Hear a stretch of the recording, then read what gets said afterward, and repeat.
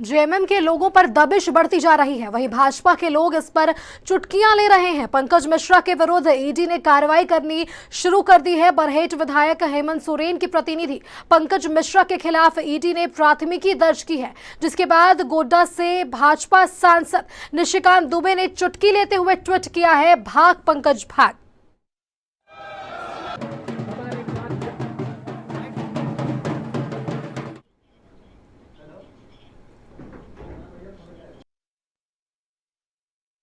काफी सख्त नजर आ रही है। पूजा सिंगल के कई ठिकानों पर छापेमारी के बाद ईडी प्रशासनिक पदाधिकारियों और रसूखदारों के क्षेत्रीय कार्यालयों में तलब कर रही है। इसी बीच बरहेट में उनके प्रतिनिधि के रूप में पंकज मिश्रा काम कर रहे हैं और इसी के साथ पंकज मिश्रा पर ईडी ने शिकंजा कसना शुरू कर दिया है। और इस बात को लेकर बरहेट विधायक हेमंत सोरेन के प्रतिनिधि पंकज मिश्रा के खिलाफ ईडी ने प्राथमिकी दर्ज की है, जिसके बाद गोड्डा से भाजपा सांसद निशिकांत दुबे ने चुटकी लेते हुए ट्वीट किया है, भाग पंकज भाग। और इस खबर पर और सटीक जानकारी के साथ हमारे संवाददाता प्रतीक सिंह जुड़ गए हैं। प्रतीक, क्या कहेंगे इस पर?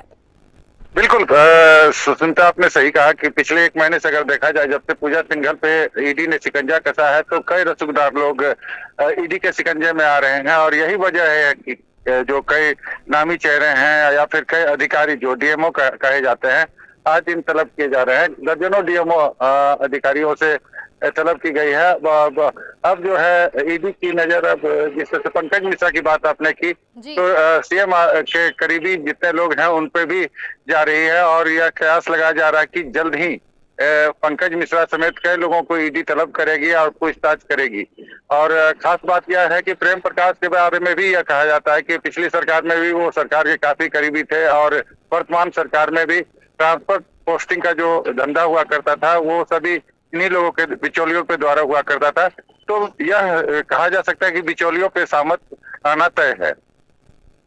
प्रतीक, पंकज मिश्रा के विरुद्ध ईडी ने कार्रवाई करनी शुरू कर दी है, जिसके बाद गोड्डा से भाजपा सांसद निशिकांत दुबे ने चुटकी लेते हुए ट्वीट किया है कि भाग पंकज भाग। इस पर क्या कहेंगे?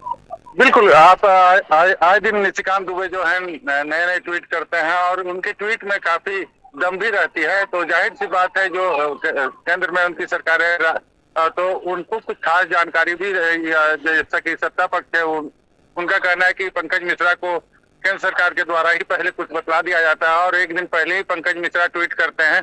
तो जाहिर सी बात है, निशिकांत दुबे ट्वीट करते हैं तो जाहिर सी बात है पंकज मिश्रा पे अब उन्होंने निशाना साधा है और भाग पंकज भाग जो उन्होंने ट्वीट में चुटकी लेते हुए कहा है। तो पंकज मिश्रा के बारे में भी यह कहा जा रहा है कि ईडी उन्हें सम्मन भेज चुकी है। अब किसी भी समय पंकज मिश्रा को ईडी कार्यालय आना होगा।